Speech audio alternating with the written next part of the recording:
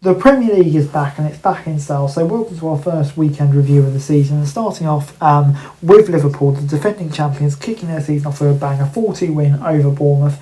And they kind of strolled into a comfortable 2-0 lead, and from there you thought you'd be comfortable, but 2 goals from Semenyo made it 2-2 after 76 minutes, but a late goal from Chiesa and Salah wrapping it up in stoppage time. I think Liverpool still have defensive issues, but on the whole they look great going forward here. Who needs Isaac?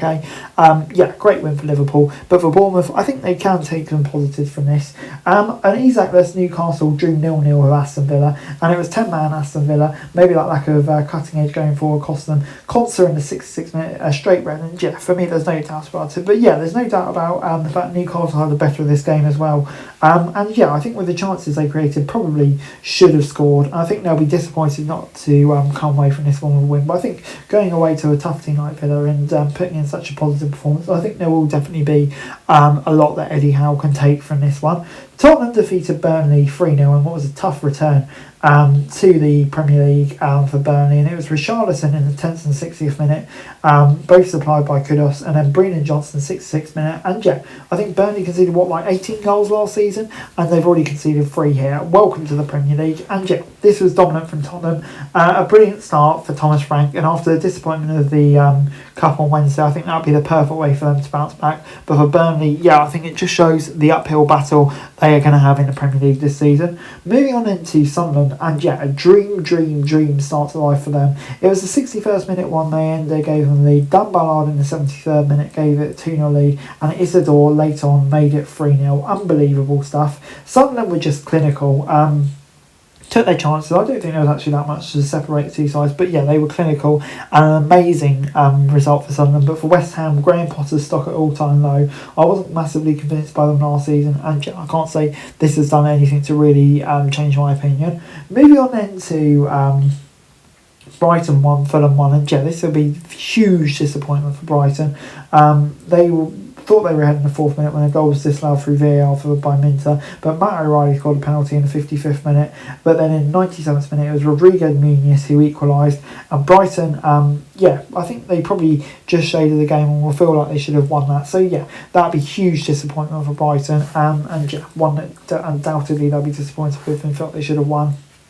Moving on into Wolves 0, Manchester City 4, a huge start for the now former champions, and I think kind of a statement of intent. It was Haaland with 2 and Reinders and Shirky with the other. So good day for Man City's new signings. I saw especially Reinders was great, and really showing that the impact they can have at this level. But for Wolves, they looked undercooked, no doubt about it, so that'll be concerning for them.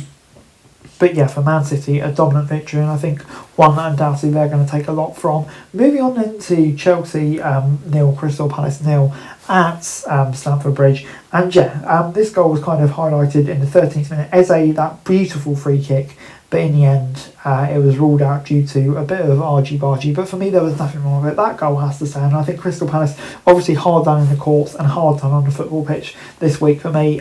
Such a shame for them.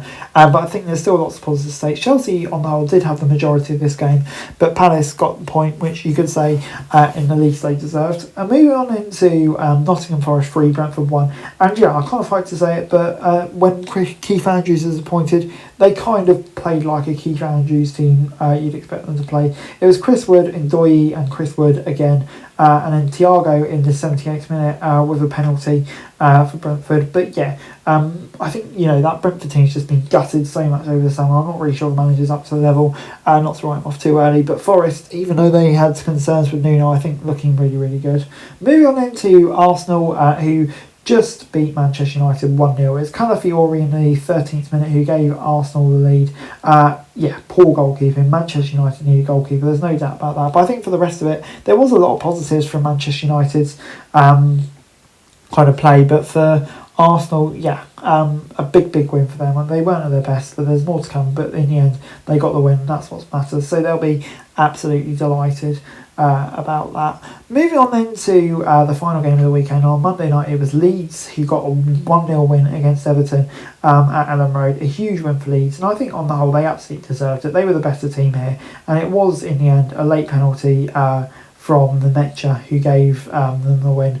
And Grealish came off the bench late on, but in the end couldn't do much. Leeds fully deserved winners here, and I think for them and Sunderland, first time back in the Premier League, will give them huge confidence that they can be more successful than teams have been in recent years. Anyway guys, that's it for this video. Thanks very much for watching. Remember to like, share, subscribe, follow us on our socials, link in the description below for daily football news, meme and content. Subscribe to our other channels on screen right now, that'd be greatly appreciated. Thanks very much for watching. Peace out.